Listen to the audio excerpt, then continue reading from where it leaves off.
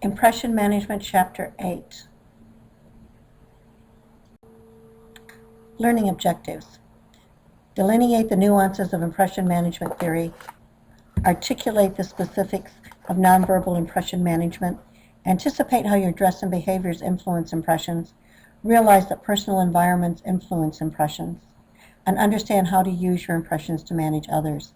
Impression management is a very interesting area to study, because impressions are very important to how people view you and how they respond to you. Impressions around us. Celebrities, we're all basically impressed with celebrities, either positively or negatively, and those impressions may change. Our impressions of people we deal with throughout our life will change. Front stage and backstage personas basically refer to what we as individuals are willing to share with others. If somebody is a very front stage person, they're willing to share a lot. If they're a backstage person, they hold back from people. This kind of aligns with people who are either extroverts or introverts. Keeping up with the Joneses is an impression thing. Do I have a car as nice as someone? Do I have a job as nice as someone? Is my income as good as someone else's? That's keeping up with the Joneses, and it's wanting to impress others. When you're interviewing, you're trying to impress someone in order to get a job offer. They're trying to impress you, so you'll want to join the company. When you're in a sales situation, the salesman is trying to impress you so that you will buy their products. The thing about impressions is they're made in less than a minute, and they take a long time to change. So once you've made that impression, and you may have made it without even realizing it, it's going to take you a long time to change it. Impression management theory has two components. It has the interactionist theory, which talks about individuals and how you select friendships or social activities that you want to do that will then reflect on you. It basically helps mold who you are. Impression management is the idea that you control what other people think of you. And to a degree, you do, because you have choices of what you can do with your life. There are 5 defensive strategies: innocence, excuses, justifications, apologies, and accounts. The easiest way to remember these is to think of people that fit each of these strategies. Innocence, the person who, I can't do this, I don't know how. That kind of a person you've run into in your life. It's the person that doesn't help you when it comes to doing group work. They always have a way of getting out of it, basically not being involved and yet getting the same grade as everyone else. Excuses, making excuses for why something doesn't happen, rather than accepting the fact you didn't do your job. Justifications, it's accepting that responsibility that you didn't do something you were supposed to, but then making excuses for not doing it. Like there's some justification for you not being able to do that. Apologies, basically saying, I'm so sorry, I know I should have done it. I know that you need to give me some kind of punishment for this, and that's okay. It's basically a very insincere kind of apology. And then accounts. We all keep account. Basically, does a person do this over and over, or is it a one-time situation? And that plays into this very importantly, because as a defensive strategy, if you only use it once in a while, you can get away with it. However, if you use it all of the time, you will not. This is a list of the defensive strategies with the behavior, desired image, undesired image that you get using these defensive strategies. 5 assertive strategies: ingratiation, self-promotion, exemplification, supplication, and intimidation. Again, think of people you know who use these strategies.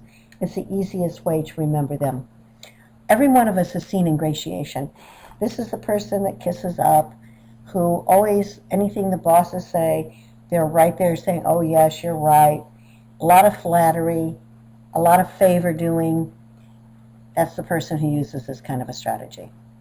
Self-promotion is when you toot your own horn. To some degree, this is a good thing to do.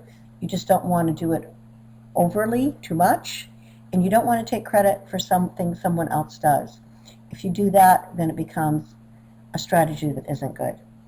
Exemplification is being a very hard worker and wanting others to notice that you're very dedicated. These people sometimes will feel a little bit superior to everybody else because they're working harder than everyone else. Supplication, this is asking for help, playing dumb. This isn't necessarily a good one because it's generally a person who's lazy, who doesn't want to do their job. Again, go back to the group situation. It's the person who doesn't carry their weight. Intimidation, making threats. Bosses will sometimes use intimidation to get workers to do what they want to do.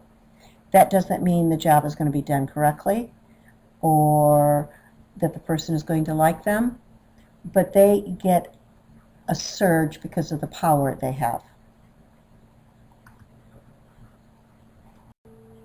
And again, this is a listing of the 5 assertive strategies for impression management and image outcomes, and their behaviors, desired image, and undesired image. Nonverbal impression management, technology versus face-to-face. Many people are willing to say things to people over technology that they would never do face-to-face. It's one of the big causes of bullying. Is basically, it's real easy to say something over a Facebook, a Twitter, a text, an email that you wouldn't say to someone's face. And this can be a problem because it's also in writing. It is something that does not go away, and you always want to be careful about the impressions you make non-verbally. Fear is contagious. So if non-verbally you give the impression that you're afraid of something, your coworkers, your subordinates will pick up on that and also become fearful. Eye contact is very important, and it has a big impression. People who have good, strong eye contact are viewed more favorably, more honest than people who do not have good eye contact. Using a low tone of voice rather than an angry tone of voice or a very loud tone of voice also has a much more positive impression. Controlling your movements. This is something people don't think much about, but the way we walk, the way we swing our arms, the way we stand, the way we sit, all of these movements are giving people impressions of us. And again, that first impression, it's very difficult to change. So you want to be very cognizant of what others think of you, because there are things there that you can change. During an employment interview, impression management is going on both sides. Basically, the interviewee is trying to impress the interviewer, and the interviewer is trying to impress the interviewee. Basically, one wants you to come there to work, and the other one wants a job offer.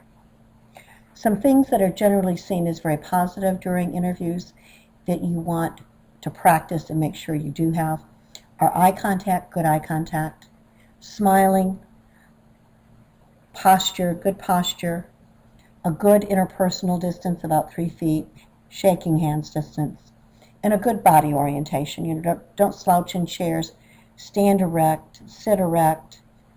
If you hit it off, there's an immediacy that will lead to a good impression, generally, if you're hitting it off in a good way. If there's shared similarities, again, that will help set a good impression for the employment interview. Some things to be careful of, however, sometimes the interviewee or the interviewer will be trying to put the interviewee at, make them calm, make them feel secure, so that they'll talk about things that they can't ask questions about. Always be careful what you share. Share what has to do with the job. You know, I have skills in this, I have skills in that. Your personal background, unless it's your education or your previous work history, nothing else really has anything to do with the job. You shouldn't be talking about your family or what you plan on doing in the future. Those kind of things, be very careful about sharing. Dress is very important in behaviors. And it's amazing, people have gone to work for job interviews in flip-flops. Other people may dress very well for the interview, and then once they start the job, dress very informally and very incorrectly. They may be texting responses when they should be talking to people face to face. Always use a mirror and look at yourself. Start at the top of your head and go to the bottom of your feet. This is what other people are seeing.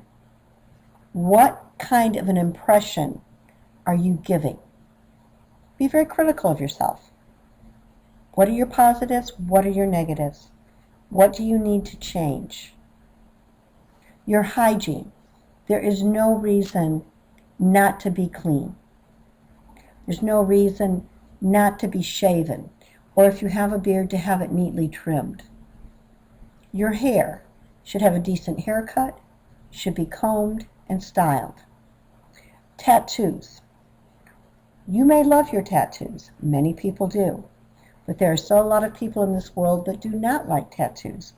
So when you're getting tattoos, you may want to consider where you get them. Can you cover them up?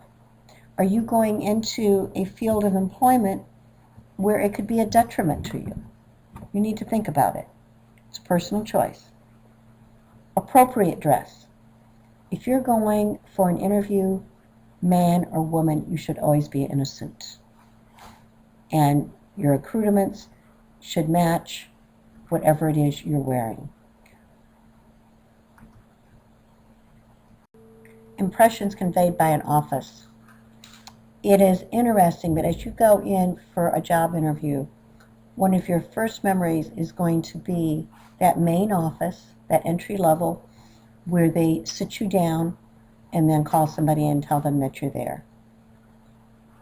Then you'll go into someone's office, and the pictures they have on the wall, pictures of family, stacks, if they have them or don't have them, the cleanliness of their desk, that's all going to make an impression on you.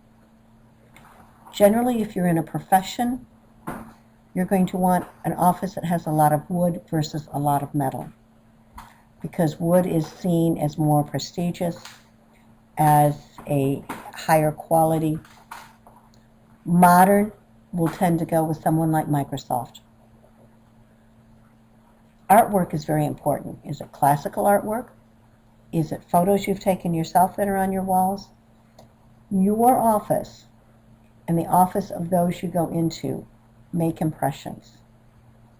So as you set up your office, think about what kind of an impression do you want to give others.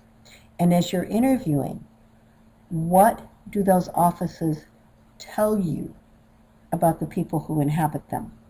And is this a company you want to work for? People use impressions to manage others. You can self-monitor, basically by telling people what you want them to know or don't want them to know. You can be very cooperative with people. You can be ambiguous. You can not say yay or nay, but simply listen and acknowledge that you're listening without making any impression one way or the other. You can be honest, or you can manipulate the strategies. You can manipulate people, or you can be honest with people. You can use some self-deception. And a lot of people deceive themselves. They don't see themselves as others see them. And you have to remember, managers are the ones that carry and can change the corporate culture. They are the corporate culture. Everyone that works there is part of that corporate culture. And it starts at the top, and it works its way all the way down to the bottom.